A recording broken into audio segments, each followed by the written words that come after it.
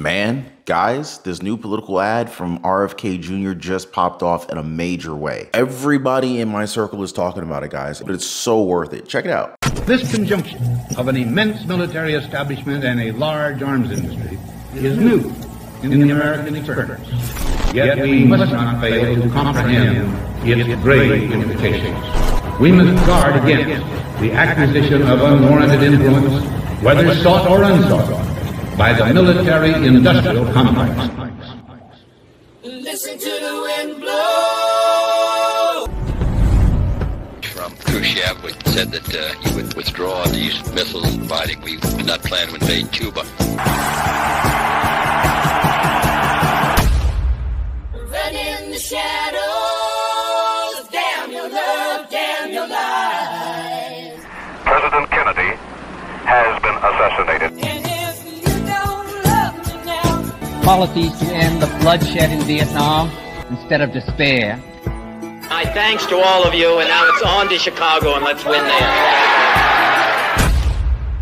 Senator Kennedy has been shot. Is that possible? Finish the story, Bobby. What else can I say? That is so deep and profound. America and the world. We need to see the end of this story, and that's exactly what the Trump-Kennedy unity campaign is all about. And you know the Democrats are just scared, and they're running to all sorts of interference strategies against this. Now, for one, RFK Jr., he says that he's just trying to get off the ballot in all of the swing states where he may actually be a spoiler to Donald Trump, but the DNC, they're stomping him out from doing so. Hear it straight from him right here. Let me ask you about this, though, sir.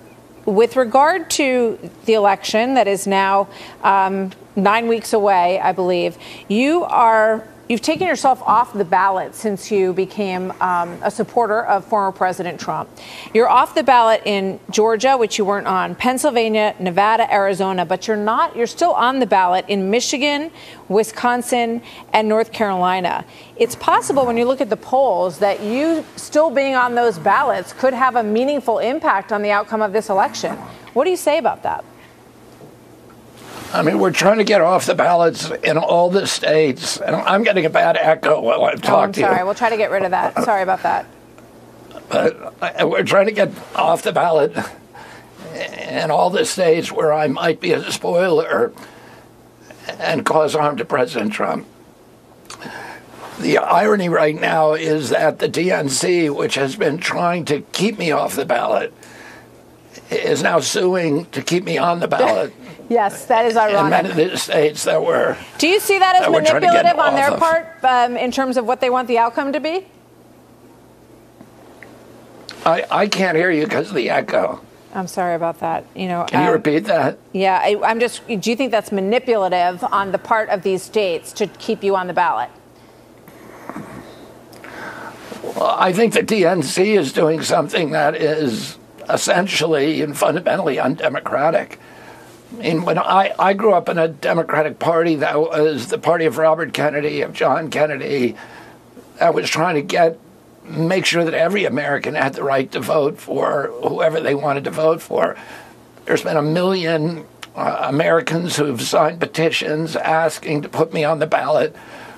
We've complied with every signature requirement. And the Democratic Party doesn't seem to have the kind of confidence in its nominees to actually go out and amplify their voices, and instead is using lawfare to keep opposing candidates like me and Jill Stein. Now, honestly, it would be hilarious if it wasn't so frustrating how the DNC was suing to keep him off the ballot before, and now they're suing to keep him on the ballot. I mean, it's so blatantly obvious that they're not even trying to hide their lawfare tactics anymore. You know what I mean? Now, honestly, guys, all I can say is amen to our lost Kennedys who have left us trying to make things better. You can see the same kind of dedication in Bobby Kennedy right now. His supporters believe that his mission is real and it's true, and that he himself is a man of integrity. So much so that his enemies are now targeting his wife, Cheryl Hines, to get to him. For real, guys, check this out. Kinsey, we spoke earlier in the week about former independent presidential candidate Robert F. Kennedy Jr.'s wife copping all sorts of abuse because she told Robert to hear Trump out, and he's ended up endorsing Donald Trump. There's been actors and Hollywood types laying into her. And RFK has come back and accused those of attacking his wife, and this is actress Cheryl Hines. You would probably be familiar with her work if you like comedy. RFK has said they are hypocrites and bullies. Like many people who point fingers and accuse other people of bullying women, that's exactly what he was doing there.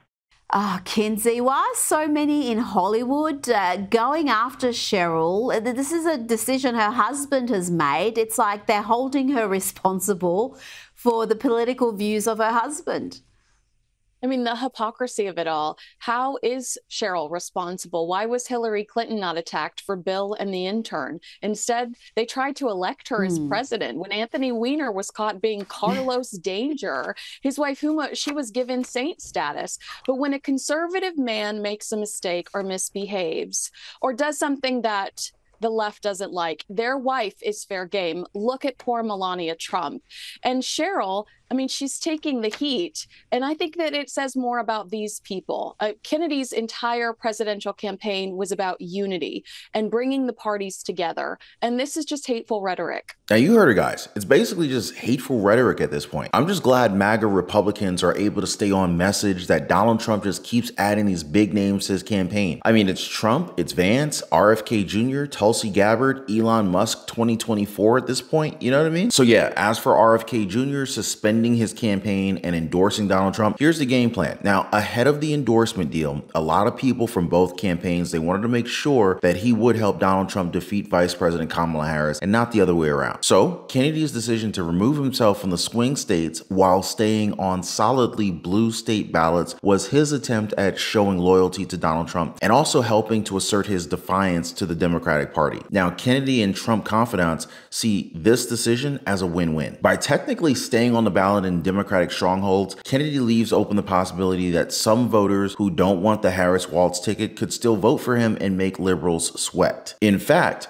those allied with Kennedy say that he's hoping to put Democrats on defense and actually have to spend even more money in safe blue states, dollars that would otherwise go to the battlegrounds. As a source very familiar with Kennedy's ballot strategy explained, he will now counterattack the Democratic Party and then force them to spend money on states that they weren't counting on spending. States like New York, California, New Jersey, Massachusetts, Illinois, and Washington. The best part? Trump will spend literally no money at all. Meanwhile, Democrats are going to be screwed and they're going to have to spend a lot of extra money. As you can imagine, Democrats are doing their very best to stop him from doing this. The North Carolina boards, Democrats outvoted its Republicans 3-2 to reject Kennedy's request to be removed from the ballot. Now, out of the state's 100 counties, 67 have already begun printing ballots, nearly 1.7 million of them to be sent out by September 6th. In fact, RFK Jr. has had to sue the North Carolina Election Board to have his name removed from the 2024 presidential election ballot after it originally denied his request. The ex-independent candidate filed the suit in Wake County Superior Court,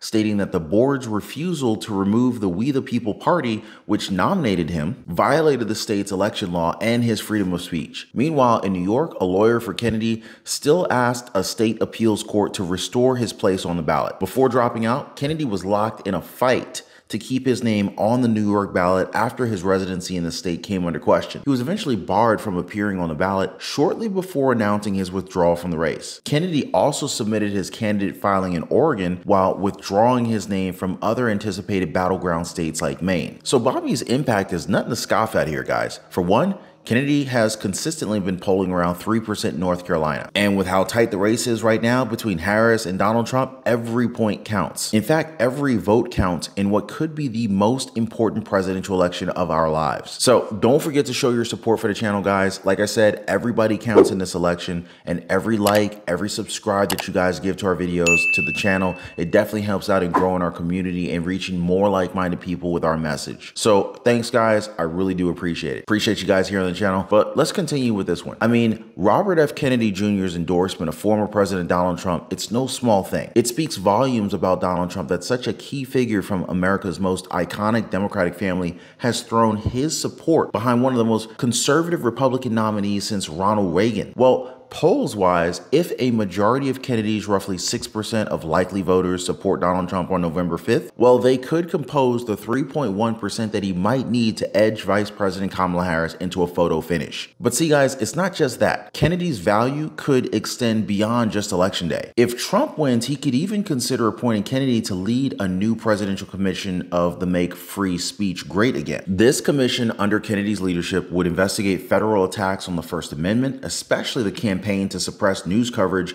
of Hunter Biden's laptop. It was Facebook founder Mark Zuckerberg who told the House Judiciary Committee just recently that the FBI warned them about a potential Russian disinformation operation about the Biden family and Burisma. So when the New York Post published its October 14, 2020 story revealing Hunter Biden's laptop and questionable international dealings, Facebook sent that story to fact checkers for review and temporarily demoted it while waiting for a reply. Now, in hindsight, Mark Zuckerberg acknowledged that the reporting wasn't Russian disinformation and they should not have demoted the story. It was a whole government conspiracy at the time. After consulting with Anthony Blinken, who was then part of the Biden-Harris campaign and is now Secretary of State, former CIA acting chief Michael Morrell gathered 50 other intelligence officers to sign a letter dismissing the Post story as a Russian information operation. The letter was then used by the Biden-Harris supporters and other government figures to drag in Facebook, Twitter, and other social media giants into censoring the Hunter Biden story. In fact, Twitter, pre-Elon Musk, even locked the Post's account for 15 days. Probably in on it, Biden at the time used this misleading letter to discredit the Post's accurate reporting as a bunch of garbage during the final debate against Donald Trump on October 22nd. And we all saw what happened. The strategy worked, and many voters were kept in the dark about the Biden family's corruption exposed by Hunter Biden's laptop, paving the way for Biden's victory. In 2021, Zuckerberg also revealed the senior officials from the Biden administration, including the White House, repeatedly pressured Facebook teams for months to censor certain COVID-19 content, including humor and satire, and expressed a lot of frustration with our teams when they didn't agree. Biden-Harris's Justice Department also targeted parents who spoke out against critical race theory and radical transgender treatments for minors, labeling them domestic terrorists. Now, I remember, guys, the administration, they even proposed a disinformation governance board to patrol the internet for undesirable misinformation and then deplatform and punish Biden-Harris detractors, although public backlash ultimately doomed this plan. But still, if they had their way, I mean, we'd be living in a George Orwell world right now with Big Brother watching over our social media. And it was RFK Jr. who brought this up again during his campaign. As Kennedy noted in Phoenix on August 23rd, when he suspended his campaign, what alarms him is the resort to censorship,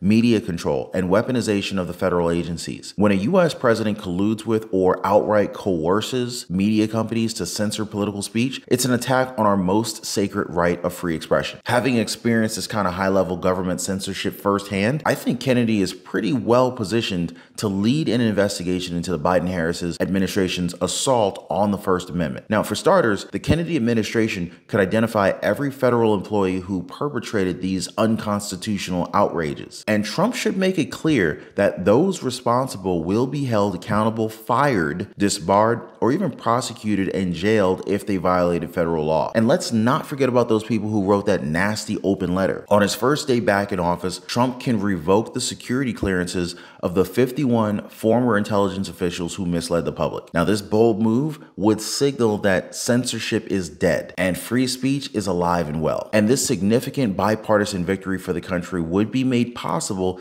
thanks to the collaboration between Democrat Robert F. Kennedy Jr. and Republican Donald J. Trump. Do you guys agree? I mean, we just finished Labor Day weekend, and for many pollsters, Labor Day is a critical mile marker for the road of the general election. The polls are extraordinarily tight in all of the swing states, and that isn't expected to change much over the next 9 weeks. In fact, in modern presidential elections where the race stands on Labor Day, it's usually pretty close to where it ends once the votes are counted. Now, out of the 7 states that both campaigns have identified as the core electoral battlegrounds, Harris leads Donald Trump in 3 of them: the blue wall states of Michigan, Pennsylvania, and Wisconsin. And this is according to multiple polling averages, but those leads are very small. In only one state, Wisconsin, does an average show a greater than 3-point margin for the vice president. In 3 others, Arizona, Georgia, and Nevada, the polls are so close that the different polling averages have different leaders as of Sunday night. Only in the swing state, North Carolina, which Trump won in both 2016 and 2020, does the former president lead in all 3 polling averages. 538, Real Clear Politics, and Silver Bulletin, the new data journalism site from the 538 founder Nate Silver. But that lead is only around 1 point. Now, we're still 9 weeks away from the election day, but state by state, the race is quickly heading toward another tight finish. Make sure you guys are always updated, subscribe to the channel, tap that notification bell. Me and the team are really working overtime these days to bring you guys the freshest content during the election. Now, in case you guys missed it, I also have another video out where we break down Kamala Harris's recent CNN interview and we show how the network stopped the show when the vice president started getting uncomfortable with the tough questions. Definitely a must watch after this one, you guys. With that said, I'm not going to keep you guys. I just want to give you guys a big thanks for watching. Thank you for liking and subscribing to the channel. I'll see you on the next one.